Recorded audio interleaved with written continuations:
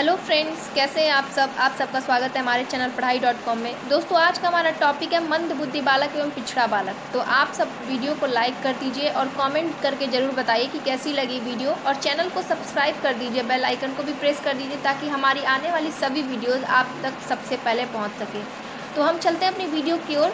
सबसे पहले हमारा टॉपिक है मंद बुद्धि बालक, जिसे हम इंग्लिश में मेंटली रिटार्डेड चिल्ड्रेन कहते हैं। मंद बुद्धि बालक को सामान्यतः हम एक अपने शब्द में ये बोल सकते हैं कि ऐसे बालक जिनकी योग्यता सामान्य बालक और प्रतिभाशाली बालक, वो तो काफ़ी उच्च बुद्धि के होते हैं प्रतिभाशाली बालक, लेकिन हम सामान्य बालक को ले तो मंद बुद्धि बालक जो होते हैं वो सामान्य बालकों से भी कम बुद्धि रखते हैं, कम योग्यता रखते हैं।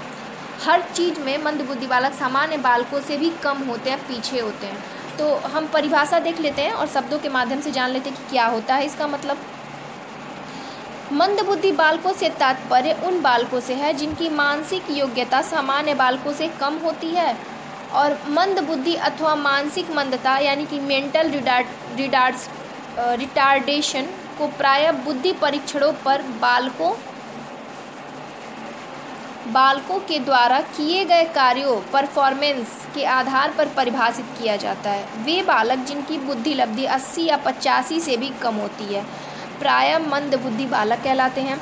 मंद बुद्धि बालकों के लिए अल्प बुद्धिमत्ता, फीबल माइंडेडनेस, मानसिक दौर्बल्यता, मेंटल डिफिशियंसी, मानसिक निम्न समानता, मेंटल सब नॉर्मेलिटी जैसे शब्दों का प्रयोग भी किया जाता है। तो इन्हें हम इंग्लिश में या हिंदी में ऐसे नामों से, जैसे अल्प बुद्धिमत्ता, मानसिक दौर्बल्यता, मानसिक निम्न सामान्यता, इन नामों से जानते हैं। तो आगे है दोस्तों मंद बुद्धि बालकों की विशेषता, characteristics of mentally retarded children. मंद बुद्धि बालकों को पहचानने के लिए उनकी विशेषताओं को जानना अत्यंत आवश्यक है। मंद बुद्धि बालकों की प्रमुख विशेषता निम्नलिखित है। तो देख लें तो दोस्तों कि कौन सी इनकी विशेषता है और इनके आधार पर हम कैसे पहचान सकते हैं मंद बुद्धि बालक को।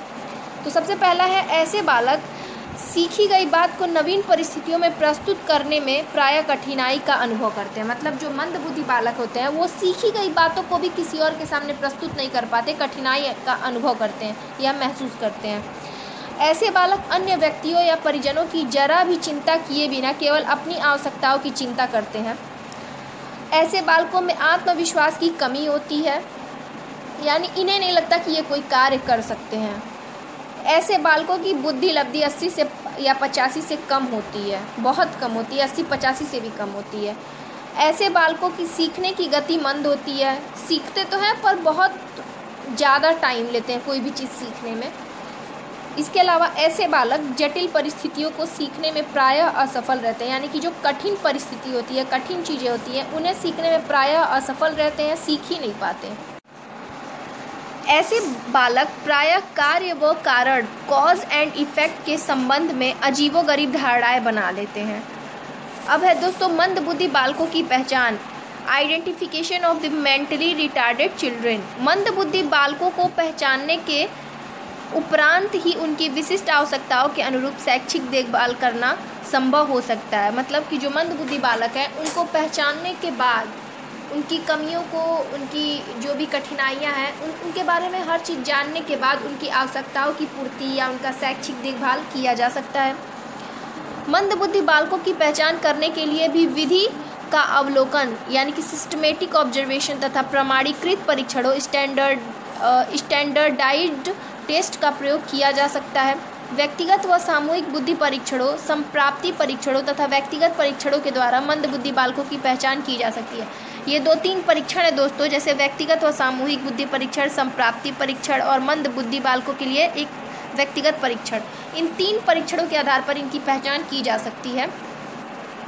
तो दोस्तों ये था मंद बुद्धि बालकों की पहचान, परीक्षणों के आधार पर इनका पहचान किया जा सकता है, या फिर इनकी कमियों को जानने के बाद इनका देखभाल किया जा सकता है। तो दोस्तों कुल मिला जुला के मंद बुद्धि बालक हर तरीके से इनके अंदर कमी ही कमी पाई जाती है। इनका देखभाल हमें बहुत ज़्यादा ध्यान रख कर करना पड़ता है। इनके अंदर जो भी कमी होती है उस हर कमी का मतलब समझकर, कारण जानकर तब उस समस्या का समाधान करना होता है। और परीक्षणों के माध्यम से हम इनके बारे में जान सकते हैं कि इनके अंदर कहाँ कमी है, या फिर कौन सा बालक है जो मंद बुद्धि है, तो इन परीक्षणों के आधार पर हम पहचान सकते हैं कि मंदबुद्धि बालक कौन कौन से हैं। तो दोस्तों इसके आगे हम जानेंगे इनकी शिक्षा व्यवस्था। मंदबुद्धि बालकों की शिक्षा व्यवस्था कैसी होती है, यानी कि education of mentally retarded children के बारे में जानेंगे हम। सबसे पहला है दोस्तों शिक्षा का उद्देश्य। शिक्षा का उद्देश्य मंदबुद्धि बालकों की शिक्षा में सबसे पहला है शिक्षा का उद्देश्य। इसका मतलब ये हुआ कि मंदबुद्धि बालकों की शिक्षा उनके दैनिक जीवन में आने वाली व्यक्तिगत, सामाजिक तथा आर्थिक आवश्यकताओं की पूर्ति करने के लिए उन्हें तैयार करना है। यानी कि उन्हें जो भी शिक्षा दी जाएगी उसका उद्देश्य ये रहेगा कि जो उनकी व्यक्तिगत, सामाजिक और आर्थिक आवश्यकता है उसकी पूर्ति के लिए या फिर उसकी पूर्ति करने के लिए उन्हें तैयार करना, ये रहेगा उनकी शिक्षा का उद्देश्य। दूसरा है स्वयं देखभाल का प्रशिक्षण। मतलब मंदबुद्धि बालकों को स्वयं की देखभाल का प्रशिक्षण दिया जाना चाहिए। ऐसी शिक्षा दिया जाना चाहिए जिसके अंतर्गत वह स्वयं की देखभाल कम से कम कर सके। इतनी उनके पास बुद्धि आ जाए कि वो स्वयं की देखभाल करें। इसके अलावा सामाजिक प्रशिक्षण। मंदबुद्धि बालकों को उचित सामाजिक व्यवहार के लिए सामाजिक प्रशिक्षण दिया जाना चाहिए। सामाजिक प्रशिक्षण का मतलब समाज में तो कई तरह के कार्य होते हैं दोस्तों, और सामाजिक कार्य भी होते हैं समाज में, तो उन्हें अच्छा जो कार्य होता है, अच्छी कार्यों की शिक्षा देनी चाहिए ताकि वो समाज में कुछ अच्छा कार्य कर सकें और खुद भी अच्छी तरीके से समायोजन बना सके। तो सामाजिक प्रशिक्षण इसलिए आवश्यक है ताकि जो मंदबुद्धि बालक है उनके अंदर सामाजिक व्यवहार विकसित हो सके। इसके अलावा जो आर्थिक प्रशिक्षण है, इसके अंतर्गत कैसे शिक्षा दी जाती है, जैसे कि मंदबुद्धि बालक को आर्थिक रूप से आत्मनिर्भर बनाने व अपनी जीविका कमाने के लिए आर्थिक प्रशिक्षण दिया जाना चाहिए।